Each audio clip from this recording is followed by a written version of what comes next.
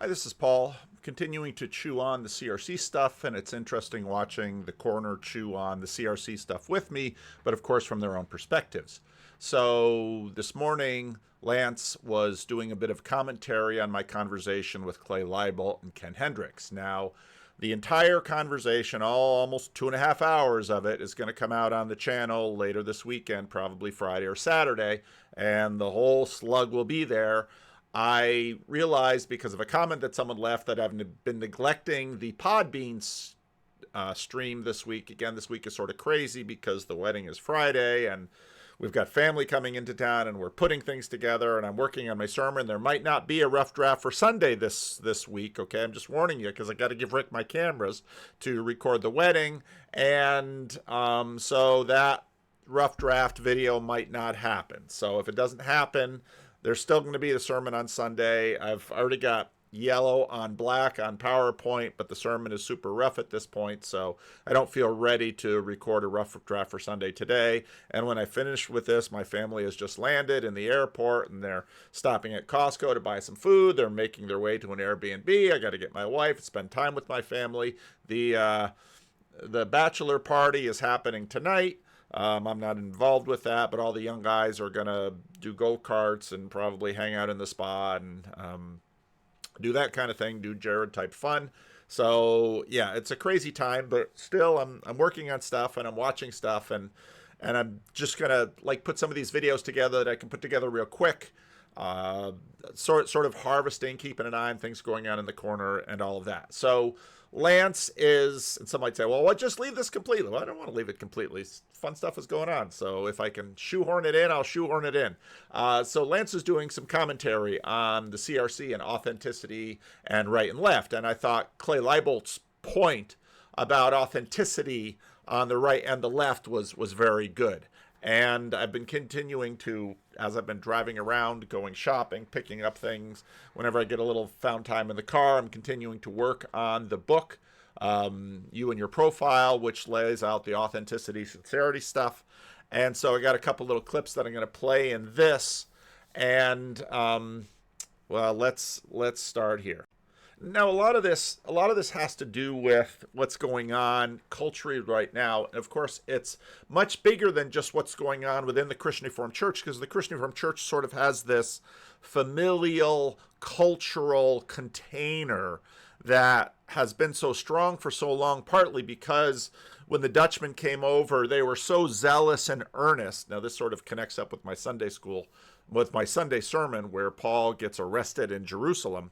But the Dutchmen are so zealous and earnest, and they were so successful at founding institutions and sacrificing for these institutions and maintaining this culture, although by the end of the 19th, beginning of the 20th century, you're already well into the wrestling between sincerity culture of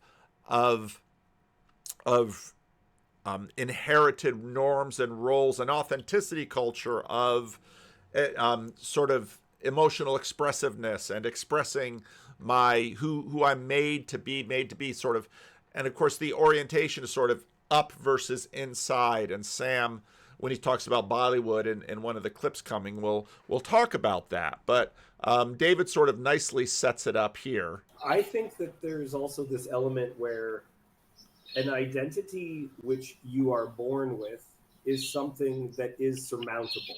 It's something you can accept about yourself. But something which you choose is like insurmountable.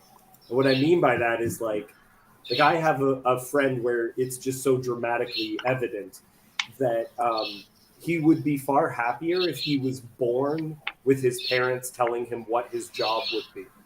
If his community chose his wife, if he was born in the religion that he would stay in for the rest of his life, right? But all of us are now choosing these things as opposed to just being born into them and having to accept them.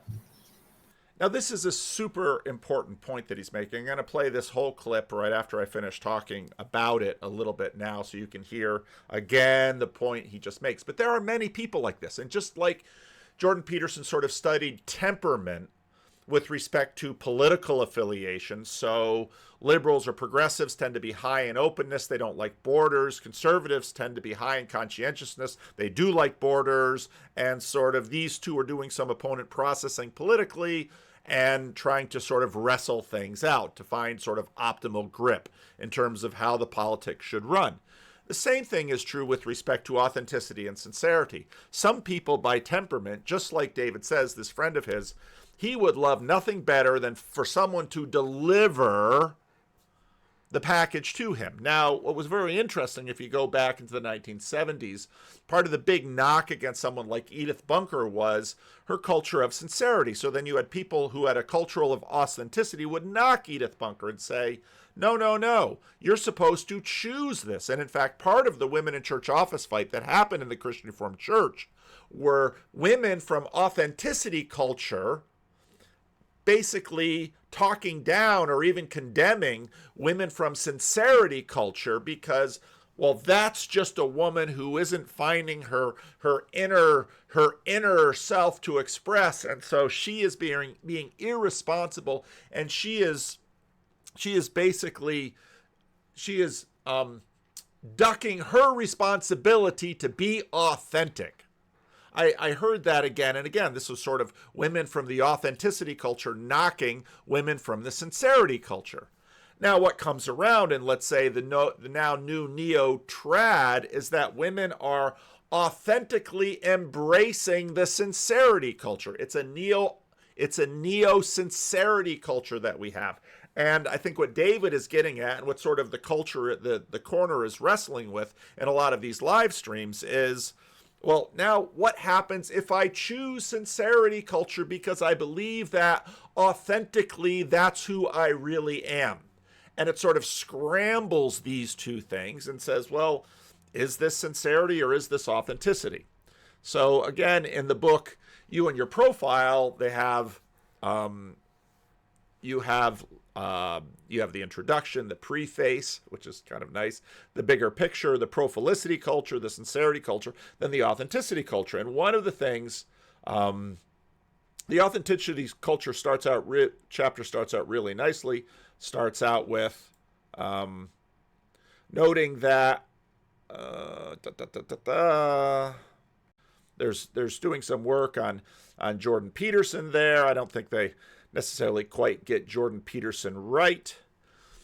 We can, of course, find traces of authenticity and individualism almost as far back as we want. Plato, for example, is often taken to have believed in an antecedent selfhood, a defining feature of individualism. His notion of an unchanging soul and a theory of knowledge as memory set the stage for the search of one's inner self to become the guiding motif of Western conceptions of identity. But the real explosion of authenticity happened only later on through Niccolo Machiavelli, Martin Luther, William Shakespeare, Immanuel Kant, the French Revolution, Romanticism, and some other sparks. Most agree that authenticity and individualism, as we know them today, arose from modern societies or modernization as sorts. While the connection between modernization and authenticity is widely agreed on, what exactly defines modern society and precisely which factors contribute to developing authenticity and individualism are highly contested issues. Numerous theories have been developed to answer these questions. Marxists pointed to the accumulation of private property in the hands of a few. Max Weber to the rise of Protestantism. Emil Durkheim thought that a new cult of the individual prioritized the rational agency of that person. Nicholas Luhmann claimed that functional differentiation characterized modern society and opened up the quest for individual identity. Of course, Charles Taylor then weighs in on it. Authenticity and individualism may also be credited with allowing humans to take on the godlike role of being the originator of their own selves. Authorship, creativity, and whatever being true to yourself means, they can all be thrown into the mix because the eternal power of society will not, and as Bauman says, cannot be determining for identity. In other words, society cannot determine your identity. You are an individual. You must determine your identity. That is your responsibility. And a heavy burden, of course, it can be. So go out and become who you are, to refer to an iconic demand by Nietzsche as well as the book title by Alan Watts. The slogan is another good candidate for one-upmanship in finding catchy expressions of the jargon of authenticity. The Iranian-American journalist and Catholic convert Sohrab Ahmari describes his own childhood difficulties with the inward turn to authenticity. Growing up in Iran, which again, with our low-resolution view, we might think, well, Iran should be, by definition, a sincerity culture. Well, growing up in Iran, depending on probably what class level he was, like his parents, rebelling against institutionalized Islam. Ahmari did, however, feel a strong need for some type of guidance. I longed for some cosmic and moral absolutes, yet the only absolute command that my father handed down to me was, be yourself. It was maddening. Who was this self dwelling inside of me, to whom I owed such fidelity? My father wouldn't say. More than simply difficult, however, this dictum is fundamentally paradoxical. Ahmari's father wasn't letting his son be himself, he was commanding it, sort of like the authenticity women commanding the sincerity women in the Christian Reformed Church. I made the point that First Ripon, which was a church that left the denomination, was independent for a while, and now is PCA. I went to the congregational meeting, and Nancy, who's on the Freddie and Paul show, grew up in that church. She talked about the fact that when she was growing up, women didn't even have a vote at the congregational meeting. So then I go to the congregational meeting as a representative of classis to discuss with them the decision they were making to leave the denomination. And some of the loudest, most strident voices at the congregational meeting were the women of the church, arguing very much so for a sincerity culture. And again, it's sort of these inversions that sort of tie people into knots. They don't know what to do with sort of the sincerity and the authenticity fighting against each other. Omri first had to learn that he should, in other words, his father is telling him, sincerity culture says, obey your father, be yourself. His father is using the leverage of sincerity culture to command him to be a participant in the authenticity culture. Ahmari first had to learn that he should be himself and then figure out through examples of others what being himself meant. Hadn't my father urged me to be myself, to cut my own path across life's thickets of choices? Well, I would do just that. It didn't occur to me at that time, in the name of independence and originality, that I was, in fact, adopting someone else's persona, a fabricated cultural type. Idealizing comic book heroes, writers, artists, and filmmakers. Ahmari chronicled his early teenage attempts at being himself as with someone else. His authenticity was all about trying on other people's costumes and seeing which ones are comfortable at a time. He could not only discover himself by imitating his models were, predictably enough, Nietzsche, then French existentialists, then Marxism, then finally Christianity. Ahmari's search for cosmic and moral absolutes was a search for external regulating guides, such as those readily given under conditions of sincerity.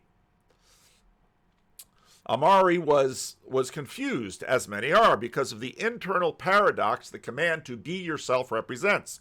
Looking outward for guidance, he finds the external standards of authenticity, which tells him not to look outside of oneself for guidance as a teenager or young adult. Ahmari was earnestly trying to be himself, but had to imitate others in order to develop the creativity and originality that being himself required. I think that there's also this element where an identity which you are born with is something that is surmountable. It's something you can accept about yourself. But something which you choose is like insurmountable. And what I mean by that is like I have a friend where it's just so dramatically evident that he would be far happier if he was born with his parents telling him what his job would be. If his community chose his wife, if he was born in the religion that he would stay in for the rest of his life, right? But all of us are now choosing these things as opposed to just being born into them and having to accept them. Like, there's an aspect of I think everyone's maturity is like part of our maturity is accepting our bodies the way that they are, right? Now, consider the way that people are growing up now, where that's not like you don't even have to accept your own physicality, and everything is a possible choice. Everything about yourself, from what you do, who you marry, and all these things, like we can say that these restrictions were terrible, but simultaneously, you didn't have to figure everything out. You could grow and accept these things how they were. And so now, if you're unhappy in a marriage, well, I guess I made the wrong choice, and I'll undo that, right? And the same thing with careers, the same thing with everything. And so it seems like there's no aspect of life which has to be dealt with because it's a decision, and maybe you just made the wrong one, and you should choose a new one. And that's religious, but that's in everything else. Does this feel like it's connecting? Yeah. Yeah. No, I was also thinking about locality with respect to that, right? Because when you grew up and most people stayed closer to their locality, well, that locality dictated certain amounts of jobs that were available, right? Also, if you're part of a locality, divorce becomes much more difficult because everyone in the community knows you, and you're going to divorce, and who else you're going to marry because you have the locality, right? Like there was also more people had vested interest in you because the families knew each other, right? Like, so I think there is a lot of that, Then what you hear David point to is, well, there are, let's say someone grew up in the Christian Reformed Church. And just actually on Voices, someone now just said basically, someone who came in not with a Christian Reformed last name, not with a Dutch last name. When I say Christian Reformed last name, it's really a horrible way to phrase it. Not with a Dutch last name. She says, Christian Reformed people are the most annoying people around. And she's probably in a Christian Reformed church. She says, because I come into this denomination expecting it to sort of be confessional. And then what I learn is that, well, the confessionality is just over here. And we have this whole group of people that really don't care about what she sees as confessionality. And they've got all these other Dutch ethnic things that they do. And they see that as confessionality to be, I mean, so that for many people to sort of embrace the Heidelberg Catechism, which is not a Dutch document, means sort of being this immigrant Dutchness, but and then John Van Donk actually walks in and basically says, yeah, and how Dutch is it really? Because the Dutchness that sort of gets frozen at the end of the 19th century or right after the Second World War is not the Dutchness that John Van Donk grew up in, because the culture in the Netherlands moved very quickly after the Second World War, and so it's sort of recognizable. But what you find in the Dutchness that has sort of been having Americanism seep into it, but preserve this little hard core from the Netherlands that they left, well, it was all different. And so now suddenly this demand to be yourself, well, I have no idea what I am. And then we've got 100 years of psychology and sociology saying, well, actually what you are is more like a blank slate, and you're simply an expression of all the cause and effect factors that you have been swimming in, how you've been parented, the TV that you've seen, the radio that you've seen, the clothing that you've seen, the politics that you've seen, the public school system or Christian school system that has gone into you. There is no authentic self. You're simply the product of your environment. And so all these people looking to find their secret sacred self, modernity says there is no such secret sacred self. And so what David points to is that someone grows up in the Christian Reformed Church and they suddenly discover these confessions and they're like, oh, maybe this is me. Or Orthodoxy comes onto the scene and now it's a new form of Christianity. Maybe this new form of Christianity doesn't have all the problems that I'm used to hearing about Catholicism or Protestantism. Maybe I can go to this Orthodoxy and things will be pure and great and wonderful. And so they try it on, but after they've tried it on for 10 years, what's it going to be like? In fact, this reactive authenticity can be just as disturbing as the sort of naive authenticity.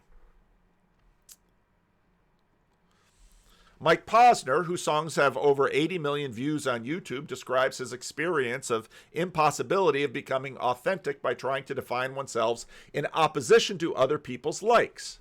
I would try to prove my autonomy by doing opposite of what I would like. So there is a point in my career, like 2 or 3 years ago, when I thought everyone knows me in this one way. He's on YouTube.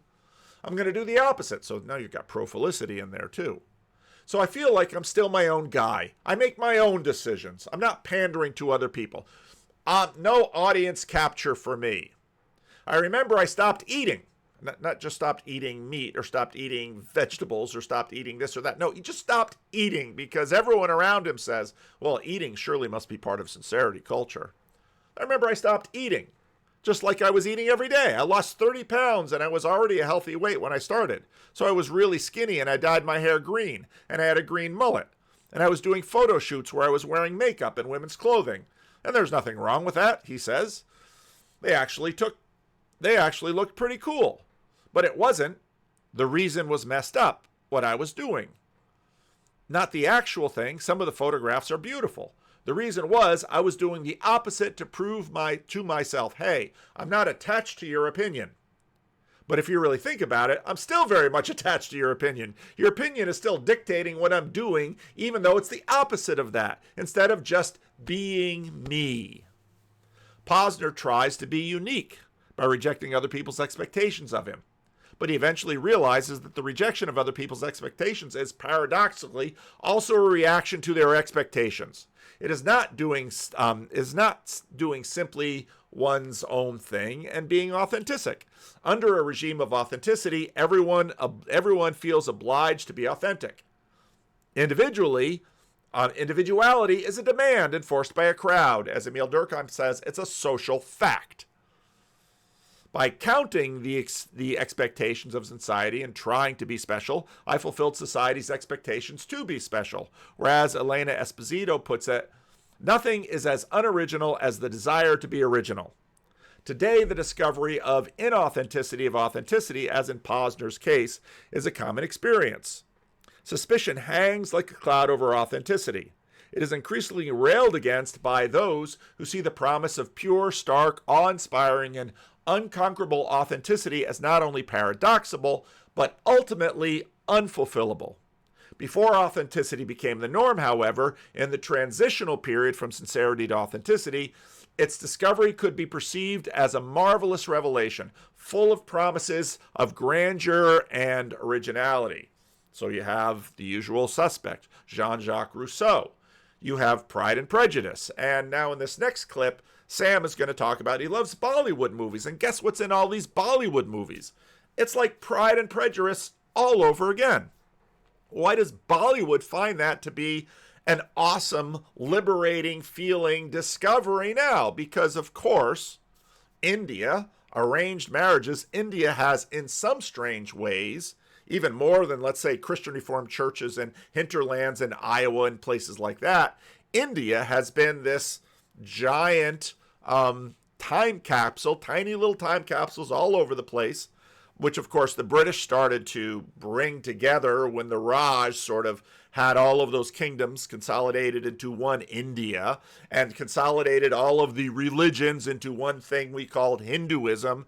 And it's just the time clock has worked very differently in that culture because it's just simply so massive. And I would expect similar things to be going on in China. But all of these dynamics are going on again and again and again in these different places, just at different times. But now, of course, just like in the Christian Reformed Church, you're engaging these different things at different points in history with different levels of consciousness about. Now that we have these words, sincerity and authenticity, boy, we see it all over the place. And now we have Profilicity and cultural liturgies, James K. Smith, and all of these things. Well, now we've got this whole new language for understanding ourselves. And of course, observing it makes it all the more different. And I think that there's, and this is part of the changing in denominations that I see people doing, is that there's also a search for a kind of consistency. And I feel like there were aspects, for instance, for a lot of evangelicals of Reformed theology that they had not integrated.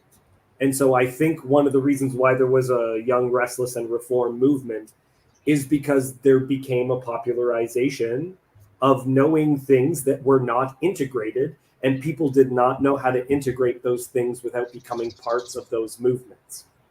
because I witnessed those movements. I enjoyed some of that preaching, but I had already integrated those things, so I never became part of any of those movements. That's interesting. I had already integrated it, and I see the Orthodox Church being something that the Western Church has not integrated at all. And so there may be as Paul talks about in the future, there might be some pushback, right? Where there may be a middle ground that is met within evangelical circles because there was something of orthodoxy that has not been integrated and needs to be integrated. I do think that that's something which is separate from it. There was a movement around the same time as the Young, Restless, and Reform, and it kind of like it was more of a movement that I was a part of, which was the new monasticism. A lot of people are asking in the chat about like, do I know about Mount Athos? Do I know about do I know about these movements? And monasticism was something like I jokingly say like I was punk rock when I was younger, and then I got into monk rock. Where like when I was in Bible college, I grew my hair. I would randomly shave it. Like I would do all these like things that were monastic things. I got involved in Messianic Christianity, and I didn't eat anything that was biblically unkosher for like a decade. Like these are things that are interesting to me as like pushing what our limits are. But these things are, I think, not fully integrated. And because they're not fully integrated, it's also why it's difficult to verbalize them, because it's so difficult to talk about the thing that we're not talking about. We just find ourselves looping again and again these issues that we know how to talk about. And so, and Lance, this is not meant as any kind of an insult. I hate the word authenticity because it's a word that we know. And so we keep on using it. And it's just like, no, what we need is and this is the hardest thing. What we need is the thing that we don't know that we need. Hell yeah. But so then what the hell word are we going to use? And the reason I use that word, so when I brought that up, that was the word the millennials were using, right? And I know that a lot of people really don't like the authenticity word. I've realized that around here. So when I talk about and Paul's doing this whole authenticity, sincerity, and prophelicity thing now. He's doing this whole mapping thing on a lot of videos. And so which is what literally means, right? Literally. Yeah. So that was the word I was hearing. Like if you look at the late 2000s, early 2010s, that was the word that millennials were using. Now, again, I think probably around here, people would say, what do they mean by that word, right? And, you got to define it and all this other sort of stuff. So, yeah, I don't spend a lot of time personally. Like, I don't feel any pushback with that. Like, I totally get what you're saying with it. Like, you're trying to figure out what's at the core of that.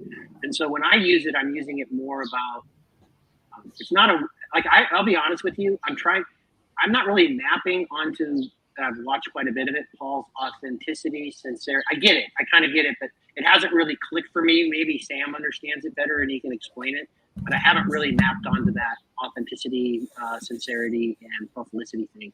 But I think some of it is when Paul, like I have a blind spot for left thinking. I think Paul sometimes when he ascribes I think he does a much better job than many, but when he ascribes certain things to why I, as a conservative person or whatever, I'd be like, yeah, me and my friends, we don't think that. All right. I will define it for you, Lance. Ooh. Okay. So authenticity, sincerity is easier to define. I'll start there. Sincerity is where your identity is given to you from above, basically from the culture and your context and stuff like that. And you and then therefore doing a good job is like sincerely living into the identity that was given to you and the expectations put on you, and doing that with a sincere heart. Authenticity is the idea that no, we can't have identity coming on us from above. Identity comes on us from within, and therefore when I'm being authentic, I'm rejecting whatever this pseudo-sincere outside identity is trying to impose on me, and I'm finding my real identity from within me, and I'm, manifesting that.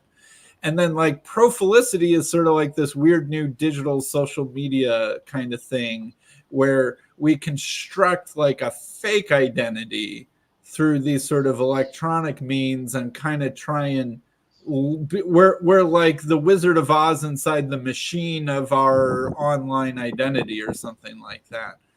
That one is honestly the term that I still don't feel like I get quite as well.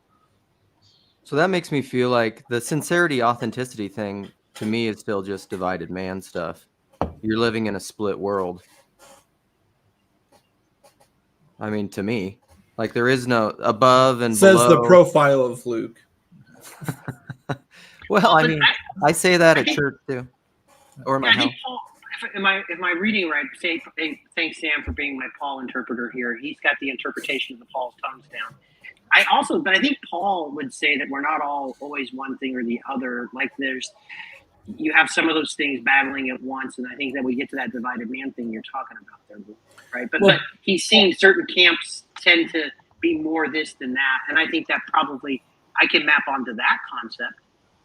Basically, every Bollywood movie, like I love Bollywood movies. Some of them are actually pretty terrible. Most Bollywood movies are terrible. Some Bollywood movies are great. But basically, the plot of every good Bollywood movie is that India is a super strong sincerity culture where your identity is given to you by life and circumstance and fate, and including who you're supposed to love and get married to. And then there's this new kind of Western idea of authenticity creeping in. And it's like the plot is this intention between the desire to be sincere and the desire to be authentic. And then the authentic self wins. And then like the father finally accepts your authentic self as opposed to trying to impose your sincere identity on you. Within reason. It's not, he doesn't have to accept that the kid's a cannibal. Right. Well, yeah, normally the daughter is just falling in love with the person that she actually loves instead of who the father wanted her to marry, or something like that. Or the son who's supposed to take over his family business turns out he actually wants to be a folk singer, or something like that. Well, I think I was about to talk about fathers because I think a lot of this is like spiritual fathers. Lance gave me this book about spiritual fatherhood and how it's important that sort of this, we're talking about spiritual disciplines and like whether to go hard or like ease up or like all that stuff. Like there's no like system to decide whether you need to be more disciplined or not. And so you need to, and you like, I think it was Luke, you said like, you can't see what you can't see. Like you don't know what you don't know. And so that's why you have a father, a spiritual father, or at least like a friend you could talk about these things with that would be honest with you. Sponsor, a disciple leader. Yeah. Whatever And so like it becomes deeply personal. You go to this person and you say, hey, here's the thing I'm struggling with. And they can be like, hey, I think you should buckle down for a bit and maybe do some fasting or be more disciplined in your work or whatever it is. Or maybe they'll just be like, hey, take it easy on yourself. You're going pretty hard on yourself. Why don't you just like not let those thoughts kind of be so intrusive? So that's the benefit of like, I don't know how to systematize that I don't think you can. And so it's a personal thing because the teachings are both grace and, or faith and works, let's say. So you got to have faith and you got to have it express itself. And sometimes you can go too hard into one or the other. And, with the Bollywood example of the father finally sort of doing this accepting, maybe I'll tell a quick story. I work in video production and so like, that's what I do all the time. And my older son, I think when he was a sophomore, he took a video production class and kind of thinking, he was kind of like, hey, I'm taking a video production class. I was like, oh, that's fun. That's cool. I'm glad you're taking that. The video production class ended up not being much about kind of like the video production I do. It had to do with like, sort of like, I think the teacher had some like TV station experience. So a lot of times like the TV reporter will go out with the camera. They'll set up the camera on the tripod. Then they'll go on camera and they'll do their report. You know, a lot of these reporters on the scene, it's literally just the reporter and their camera on a tripod. Sometimes they'll have a photographer travel with them. But so anyway, she was like, okay, kids, you pick a topic and then you film something, but you're going to be on camera speaking. And my son was just like, I don't want to learn that. So it wasn't really about video production. It was about like, it was this news kind of production. And he wasn't interested in that. He wanted to like edit things or like put things together or whatever. So he had like an F in the class. And I was like, dude, we gotta fix this. Like, you can't fail this class. And he would just basically refuse. He doesn't want to be on camera, super shy, super just like, doesn't want to be on camera. So he refused. And there was a point I was just like, hey, you know, if you're going to fail this class. He's like, I know. And I was like, you shouldn't fail this class. He's like, I know. But he just wasn't going to do it. And there was a point I was like, okay, I'm not going to hound him about it anymore. Cause there was like 2 weeks where I was like on him. And eventually it just came to the point where I'm just like, okay, that's his choice. He doesn't have to do video production like this. It doesn't have to, you know, get his grade up. I'll just let him sort of fail the class. And well, I tell that story. That's sort of a story of me accepting my son is sort of just making this decision. I don't know if it was a good decision or not, but it was a decision that he got to make, and it was clear that he made it, which I think was good for him. But, you know, it's just one of those complicated life things. And so, you know, that's also part of the thing is you got to have a relationship with the father. The father can't just be this, you know, systematized thing. You do this. If you're not doing this, then do this. If you're not doing that, Yeah. you know, like you like, that's why you return to the priest or whatever, or your pastor, and you say, hey, I did this stuff. It's not working. It's actually making stuff worse. And he'll be like, all right, maybe we'll try something different. That's a little crazy. So anyway. I think that's really good. And I think that brings home, which again, like in Protestantism, people talk about disciple leaders, right? Like that's a big thing. If you're every whether Methodist church or non-denom or seeker, you know, everybody wanted you to be in that sort of a relationship. I think that's where 12-step programs get it really right in sponsorship, right? It's that person who sees those blind spots out of you, but hopefully you pick someone, you know, that they're for you, right, Jess? Like, okay, I know this person loves me. I know they love me. They want what's best for me. Yeah. Right.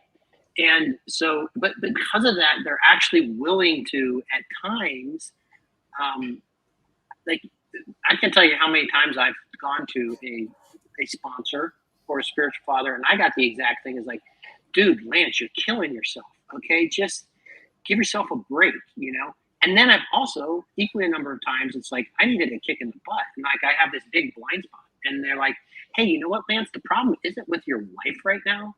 Why don't you, you know, don't do this thing, and why don't you shut up and keep your eyes on your own paper, and why don't you, you know, so you have to have that, and ultimately, if you've got that person who loves you and cares for you, and you know is ultimately for you, you can trust that they're going to be willing to tell you the truth. They're going to be willing to tell you the truth. Now, the beautiful thing about those relationships are, all those relationships I've been in, it's suggestive only. They're not, you know, if I don't do that, it's not like they're not going to be my friend anymore or whatever. It's like, okay, you can do it. You know, hey, just here's my suggestion. You know, to do it, take with it what you do with it, what you want or whatever. But I think that's a really important aspect of that. Yeah, and I think some of that. Yeah, go ahead. Well, I think a lot of times when we have like a bad experience with that kind of relationship, it's usually someone that's overly systematized. They're just like, you know, you come in with a problem and they're like, hey, why don't you pray more? And you're just like, that's the solution? You're going to tell me? They're just like, yeah, just pray more. And you can tell it's coming out of a mindset of sort of this mechanical worldview that like, oh, if you just pray more, you'll fix this problem in your life. And there's no real relationship. They're just sort of going through a systematized thing with you without engaging in a relationship with you. And you see that when people get kind of booted out of churches or whatever. They're just like, all right, here's the rules, and then you've gone too far, and now here you go. Good luck. And so, yeah. Did you guys read the article about demons that Paul talked about this morning? I was just listening to him talk about it. Yeah. So then Jess talks about his experience with his son. And now, of course, you're just sort of processing this. And it gets down again back to the personal and why, well, we need a network of, we can't just know things. YouTube is sort of the vision of knowing things, and I can learn how to do this and how to do that. YouTube sort of breaks propositional tyranny, because there's a lot more procedural knowledge, and video can sort of give us a perspectival knowledge but what's happening with this little corner and the VLC and the live streams as we're sort of reaching through here is we are participating together and so working this out. So I'm going to cut this here and leave a comment. I'll put a little virtual not alone branding on the end of it. I will leave links to the book and that particular live stream below. The live stream also covered the whole demon conversation, which I think I'm just going to clip and maybe release today as kind of an addendum to the video that I just released, and probably a few other words. And yeah, so, and then maybe I'll release the end of the Clay Leibolt video just as such. And let's see, today is Wednesday, Thursday's rehearsal, Friday's the wedding, Saturday's hanging out with family, the bride's family leaves, Sunday is Sunday, and then Monday is Memorial Day. Yeah, it's a busy weekend. So I'm putting out a bunch of stuff now. There might not be stuff next week. So if you're saying, oh, you're putting out too much stuff, I can't keep up, it'll still be there early next week when it's like, Paul didn't release a video today. The Truman Show went off the air. What do I do now? Go read a book. Go pet a cat. Go find a girlfriend or a boyfriend. Go talk to your mother. So anyway, leave a comment too. Approaches are, that's where the alignment is between Grim and I. Okay, so what is bringing down the fourth wall project, Grim? A terrible spell, and part of that spell, the humans have the campfire circuitry. For whatever reason, probably because it. So like, the television engages that, and like that's when your tribal elders are passing on information and stuff. So like those things are hijacked and make everybody feel like their audience. And like if you watch characters in series that do break the fourth wall, and that's what the fourth wall I'm referencing when I do it. It's the wall that behind which you are audience and not a human. So Okay. Hashtag paintball for Jesus, @GrimGrizz, hashtag break the fourth wall. I feel like you do like break the fourth wall that doesn't exist and be like, Break the fourth wall a little bit. you really helped me break the fourth wall. Like, it's just people. Good poetry is definitely it's definitely always trying to break the fourth wall. Always tried, as GrimGrizz says, to break the fourth wall to the degree that I can.